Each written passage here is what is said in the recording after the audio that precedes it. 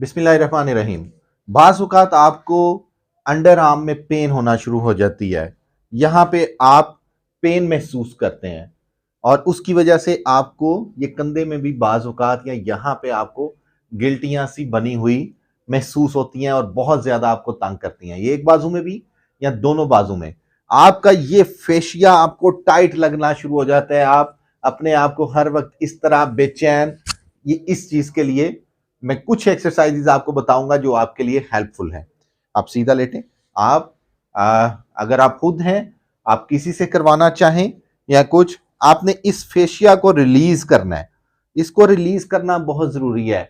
बाज़ औक़ात ये इतना टाइट हो जाता है कि आपकी बेचैनी की वजह ही आपको समझ नहीं आती आपको कि मैं क्यों इतना बेचैन हुआ हूं। इसको आपने फेशिया को रिलीज करना है।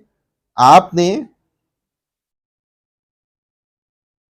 इसको स्ट्रेच करना है। अगर आप इसको स्ट्रेच करते हैं तो आपकी पेन काफी हद तक सेटल हो जाएगी।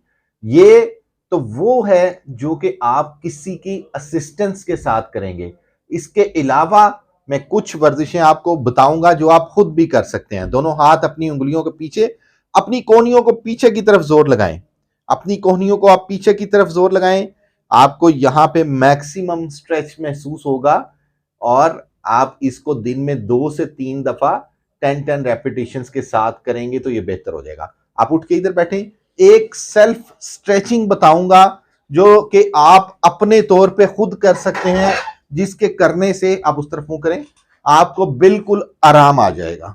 आप यहां से पकड़ें, दूसरे हाथ से आप यहां से पकड़ें, इसको खींचें अपनी तरफ।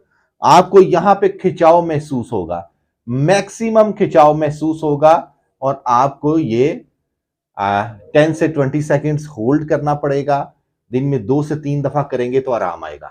एक वर्जिश इसके अलावा, आप दोनों उंगलियां इस तरह ऊपर की तरफ ले जाएं और आप यहां पे इसको मैक्सिमम खिंचाव महसूस करें पीछे की तरफ। आपको ये दोनों यहां पे अगर टाइटनेस है तो वो रिलैक्स होना शुरू होगी। ये चंद वर्जिशें, अगर आपको अंडर आर्म में पेन है, आपको यहाँ पे बहुत ज्यादा खिंचाव, यहाँ पे गिल्टियां सी महसूस होती हैं, तो आप इस तरीके को करेंगे तो इंशाअल्लाह ताला आपकी ये दर्द खत्म हो जाएगी। अपनी सेहत का बहुत ख्याल रखिएगा।